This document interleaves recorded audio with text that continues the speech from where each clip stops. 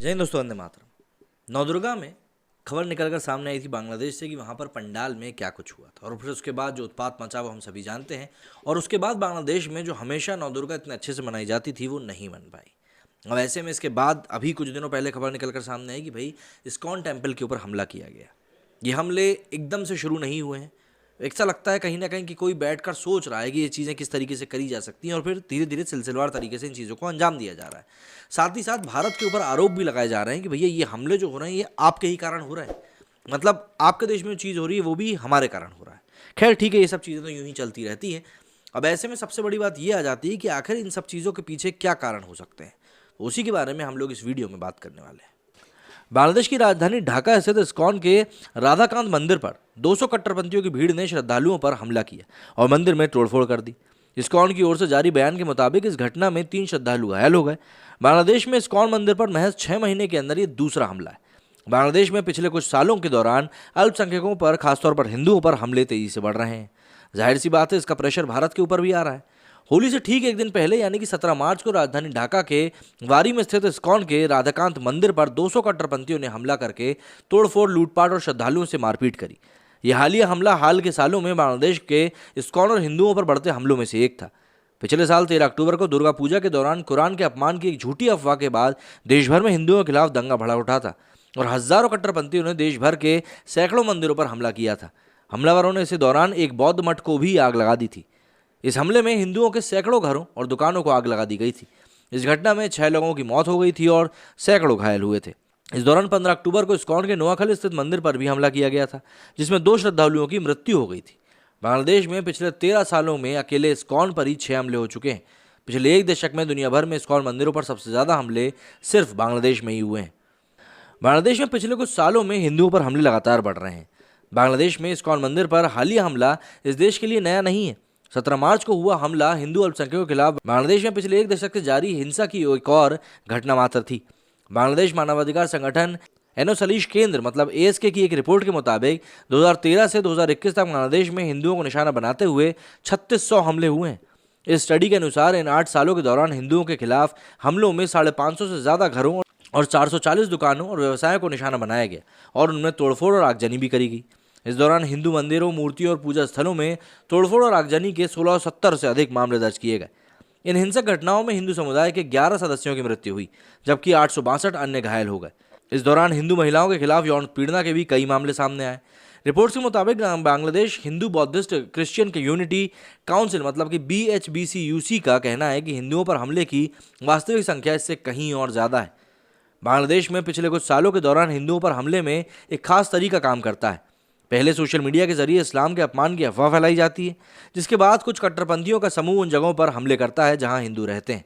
उदाहरण के लिए पिछले साल बांग्लादेश में दुर्गा पूजा के दौरान दुर्गा मंदिर में कुरान के कथित अपमान के एक फेक वायरल वीडियो की वजह से हिंदुओं के खिलाफ दंगे भड़क उठे थे। 2011 की जनगणना के मुताबिक 16.5 करोड़ की आबादी वाला बांग्लादेश में हिंदुओं की आबादी 8.5% है, जबकि 90% से ज़्यादा मुस्लिम आबादी है। वहीं अन्य अल्पसंख्यकों में बौद्ध और ईसाई हैं। बांग्लादेश में मुस्लिम और हिंदू दोनों मुख्यतः बंगाली हैं, यानी भाषा और सांस्कृतिक रूप से उनमें समानता है, लेकिन धन की वजह से उनकी दूरियों का कट्टरपंथी फायदा उठाते हैं। बांग्लादेश सरकार के आंकड़ों के मुताबिक 1980 के दशक में बांग्लादेश में हिंदुओं की आबादी 13.5% थी। वहीं 1947 में जब भारत पाकिस्तान की आज़ादी के बाद बांग्लादेश पूर्वी पाकिस्तान बना था तो उस समय वहाँ हिंदुओं की आबादी करीब 30% हुआ करती थी। करीब 4 दशक में बांग्लादेश में हिंदुओं की आबादी 13.5% से घटकर 8.5% रह गई। बांग्लादेशी सरकार के 2011 के जनगणना के आंकड़ों के मुताबिक एक दशक में हिंदुओं की संख्या में कम से कम 10 लाख की कमी आई है। डाइचे वैली की एक रिपोर्ट के मुताबिक ढाका यूनिवर्सिटी के अर्थशास्त्री और प्रोफेसर अब्दुल बरकत ने अपनी स्टडी में पाया कि पिछले कुछ सालों में सुरक्षा और आर्थिक वजहों से हर दिन करीब 750 हिंदू बांग्लादेश से पलायन करते हैं। इनमें से ज़्यादातर हिंदू भारत आने की कोशिश करते हैं। बांग्लादेश के गठन के बाद से ही अल्पसंख्यक होने की वजह से हिंदुओं पर हमले होते रहे, लेकिन इन हमलों में पिछले एक दशक के दौरान बहुत तेज़ी देखने को आई है। 2009 में अवामी लीग की प्रमुख शेख हसीना के सत्ता में आने के कुछ सालों बाद से ही बांग्लादेश में हिंदुओं पर हमले बढ़े हैं। अगर कुछ प्रमुख वजहों की बात करें तो बांग्लादेश का संविधान उसे एक सेक्युलर देश बताता है, लेकिन 1980 के दशक में उसने इस्लाम को अपना धर्म घोषित किया था। बांग्लादेश की बहुसंख्यक यानी करीब 90% ज़्यादा आबादी मुस्लिम है। बांग्लादेश का धर्म इस्लाम होने से हिंदुओं की धार्मिक स्वतंत्रता की स्थिति अस्पष्ट है। इसी से यहाँ पर इस्लामिक कट्टरपंथियों का बोलबाला रहा और ये कट्टरपंथी अक्सर अल्पसंख्यक हिंदुओं को निशाना बनाते रहते हैं। राजनीतिक पार्टियों की जो वोट नीति होती है वो भी इसको लेकर काफ़ी असर डालती है। बांग्लादेश में चुनाव के दौरान हिंदुओं पर हमलों की घटनाएं बढ़ जाती हैं। एक्सपर्ट्स का कहना है कि राजनीतिक पार्टियां मुस्लिम वोटों के ध्रुवीकरण के लिए हिंदुओं पर हमलों को बढ़ावा देती हैं या फिर इसके खिलाफ आंखें बंद किए रहती है। जानकारों का मानना है कि सत्ताधारी आवामी लीग और जमात इस्लाम ने पिछले एक दशक में अपने फायदे के लिए दो धर्मों के बीच खाई को और चौड़ी करने का ही काम किया है।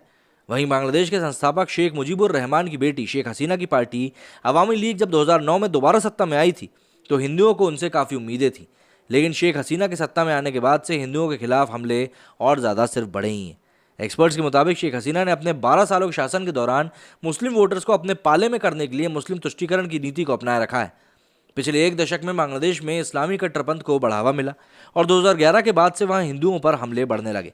एक रिपोर्ट के मुताबिक वामपंथी राजनीतिक दल गढ़ सहमति आंदोलन के मुख्य समन्वयक जुनैद साकी का कहना है कि शेख हसीना की पार्टी हिंदुओं पर हमले के लिए कट्टरपंथियों को जिम्मेदार ठहराती है, लेकिन सजा देने के लिए कोई भी कदम नहीं उठाती। इसके बाद बारी आती है जमात इस्लाम की भूमिका की। बांग्लादेश की सबसे बड़ी इस्लामिक पार्टी जमात इस्लाम के समर्थकों की हिंदुओं के खिलाफ हमले में प्रमुख भूमिका रही है। कुछ सालों पहले पाकिस्तान के साथ 1971 की जंग के दौरान किए गए युद्ध अपराध के लिए इस दल के सदस्यों को जेल भेजने के बाद से ये दल राजनीतिक रूप से बहुत सक्रिय नहीं है। बात करें हिंदुओं की घटती आबादी की तो डायचे वैली की रिपोर्ट के मुताबिक बांग्लादेश हिंदू बौद्धिक क्रिश्चियन यूनिटी काउंसिल का आरोप है कि अल्पसंख्यक हिंदुओं पर हमले के पीछे उन्हें अपना घर छोड़ने को विवश करना है ताकि बांग्लादेश में हिंदुओं की संख्या और भी कम हो सके। पिछले साल अक्टूबर में जब बांग्लादेश में हिंदुओं के खिलाफ दंगा भड़का था तो प्रधानमंत्री शेख हसीना ने भारत में सांप्रदायिकता बढ़ने का आरोप लगाते हुए कहा कि भारत में मुस्लिमों के खिलाफ अत्याचार का असर बांग्लादेश में हिंदुओं पर हमले की वजह है। भारत को नसीहत देते हुए शेख हसीना ने कहा कि वहाँ ऐसी कोई घटना नहीं होनी चाहिए जिसका असर बांग्लादेश पर पड़े और यहाँ हिंदुओं को तकलीफ झेलनी पड़े। कुछ जानकारों का मानना है कि भारत में हिंदुत्व विचारधारा के उदय ने बांग्लादेश में कुछ लोगों के बीच एक सुपर नेशनल मुस्लिम पहचान की भावना को बढ़ाया है और मजबूत किया है। कुछ एक्सपर्ट्स इसके लिए 2019 में मोदी सरकार द्वारा भारत में लाए गए नागरिकता संशोधन एक्ट को भी वजह मानते हैं। इस एक्ट में पाकिस्तान, अफगानिस्तान और बांग्लादेश के प्रताड़ित हिंदुओं और गैर मुस्लिमों के भारत में प्रवेश पर उन्हें नागरिकता देने का प्रावधान है। मार्च 2021 में प्रधानमंत्री नरेंद्र मोदी के बांग्लादेश दौरे पर कट्टरपंथियों ने खूब विरोध किया था और उस दौरान हुए हिंसक विरोध प्रदर्शन में 12 लोगों की मौत तक हो गई थी। तो ऐसे में आप समझ सकते हैं कि बांग्लादेश में इस समय क्या परिस्थितियां चल रही हैं और जो भी चीज़ें प्रत्यक्ष तौर पर सामने आ रही हैं वो कहीं ना कहीं आपकी आंखें खोलने वाली हैं कि भाई दूसरे देशों में हिंदुओं की क्या परिस्थिति बनती जा रही है। मेरे इस वीडियो में फिलहाल इतना ही। जय हिंद, जय भारत।